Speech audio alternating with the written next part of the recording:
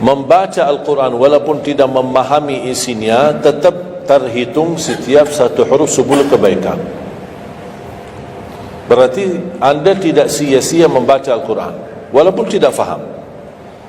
Ada orang membaca tapi berbata-bata, dia merasa salah bacaannya, keliru. Dia sudah berusaha belajar tapi itu kemampuannya. Didatangi syaitan, dibisikin, salah mulu bacaan kamu, tak benar bacaan kamu, wakaf tidak ada benar, panjang pendeknya tak benar, apalagi hukum tajwid tak benar. Bisa keliru, bisa dosa. Astagfirullah, dosa ya. Udah, terima kasih syaitan. Malah dia terima kasih lagi sama syaitan. Dibisikin, didengarin, diterima, langsung dia rubah, tidak baca. Alasannya takut dosa. Padahal ada berita gembira dari Rasulullah SAW, al-mahiru bil-Qur'ani ma'as safaratil kiramil barara. Yang mahir dalam membaca Al-Quran, nanti di hari kiamat dia bersama malaikat safara kiram barara. Terus ya Rasulullah, gimana keadaan yang berbata-bata itu, gimana? Walladhi yatata'ta'u fi wa huwa alaihi syaq lahu ajran. Barang siapa yang membaca tapi masih berbata-bata dalam bacaannya, bukan dosa, justru 2 pahala. 1, karena dia mau baca Al-Quran. 2, karena ada berbata-bata, kesulitan dalam membaca. Allah menghargai kesulitan, Allah berikan pahala. Berarti tidak ada rugi sama Al-Quran. Semenjak saya mengambil keputusan tidak memegang HP, saya sadari betapa banyak kita rugi berjam-jam, berhari-hari, berminggu-minggu, bahkan bertahun-tahun kita jauh dari Al-Quran. Aku heran ketika mendengar ada orang yang bisa lewat 1 bulan tapi tidak khatam Al-Quran. 1 bulan, 30 hari, berarti minimal setiap hari 1 juz. Dikali 30 hari 30 juz. Ada orang 1 tahun dah khatam-khatam. Syukur kalau khatam di bulan suci Ramadan 1 kali. Habis Ramadan dia tutup Al-Quran. Mohon maaf, ketemu lagi di tahun depan pas Ramadan lagi. Ini keadaan kita. Makanya orang berkata, negeri kita bermasalah terus, negeri kita politiknya begini, negeri kita selalu ada ini. Perbuatan tangan kita. Di mana kita jauh hubungan kita sama Allah, Allah hantarkan musibah sampai kita sadar memperbaiki hubungan kita sama Allah. Salatnya, Qur'annya, ibadahnya, itu kunci memudahkan dan mengatasi semua masalah. Silahkan rubahkan pemimpinnya berkali-kali, rubahkan aturan negaranya berkali-kali, tidak akan bisa terjadi kebaikan kecuali hubungan kita dari Allah Subhanahu Wa Taala. Semakin baik hubungan kita, semakin dekat, Allah yang urus. Tapi kalau kita mengurus sendiri dan kita jauh dari Allah, ya silakan. Kata Allah, silahkan. Wakaltuhu ila nafsi, aku tinggalkan dia untuk dirinya sendiri. Dan siapa kira-kira yang bisa mengurusi dirinya kalau bukan pertolongan Allah SWT?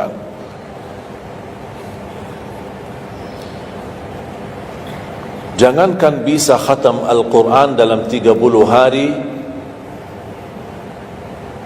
jangan 1 juz dalam 1 hari, 30 hari bisa dikhatam dalam waktu 10 jam. Saya pernah tes, menghitungkan waktu, bawa alarm, membaca dari subuh sampai zuhur. Tiba waktu zuhur, saya stop alarmnya, saya lanjut lagi habis zuhur. Sampai asar, lanjut lagi habis asar, lanjut sampai maghrib. Berapa saya habis khatam 30 juz? Bagi orang yang lancar bacaannya, tidak berbata-bata, bacaannya lancar, hurufnya jelas, tajwidnya bagus, tidak terlalu cepat, standar, sebagaimana bacaan tadi salat isya, itu namanya standar, hadar, tapi disempurnakan tajwid, tidak boleh cepat dan tidak boleh terlalu lambat. 10 jam mampu khatam 30 juz. Saya punya teman sekolah di Madinah, dia berhasil khatam 30 juz dalam waktu 7 jam 49 menit. Makanya aku heran kalau ada orang berkata satu bulan, ya Allah, mana bisa ya? Tahu enggak ya, apa yang membuat masalah kita kenapa tidak bisa khatam Al-Quran? Karena suka lihat halaman belakang. Begitu buka, baru mulai Al-Baqarah, Alif Lam Mim Dzalikal, buka terus halamannya. Sambil baca kita buka 600 sekian, kapan habisnya? Hudan lil muttaqin, sadaqallahul azim. Sudah langsung sadaqah, karena sudah merasa berat. Dia menghitung halaman belakang, sedangkan dia baru aja mulai satu ayat, dia langsung sadaqallahul azim. Syaitan tidak mungkin dan tidak senang melihat kita sering membaca Al-Quran. Kalau orang dulu susah baca Al-Quran, wajar, karena susah menemukan Quran. Zaman sahabat cari kulit unta untuk tuliskan ayat yang Allah turunkan. Ada potongan ayat di Sayyidina Utsman, ada potongan ayat di Sayyidina Abu Bakar, ada potongan ayat di sana sini. Coba kumpulkan, susah. Makanya semuanya larinya kepada sahabat yang begitu datangnya wahyu, mereka langsung mendengar dari Rasul, langsung bisa hafal. Seperti Sayyidina Ubay bin Ka'ab radhiyallahu an, Zaid bin Thabit radhiyallahu an, Anas bin Malik radhiyallahu an, Uthman bin Affan. Jadi mereka datangin para penghafal Quran. Dah ada mushaf, dah ada Quran, dah ada HP, bisa download Al-Quran 30 juz. Gimana? Tapi mereka tidak pernah tinggalkan Al-Quran. Bahkan ada di antara sahabat yang setiap malam tahajudnya khatam 30 juz dalam satu tahajud. Cuba bayangkan, kira-kira alasan kita apa? Quran sudah di mana-mana, dan segala terjemahan, warna-warni, tajwid, semua ada. Yang bagus, yang besar. Maaf mata saya, ada yang besar, ada segede meja ini, ada. Susah menemukan, alhamdulillah HP bisa sekarang isinya 30 juz, bisa dibawa kemana-mana, dah usah pusing mencari Al-Quran.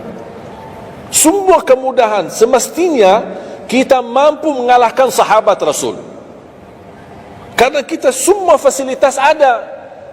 Apa yang kita mau bilang sama Allah?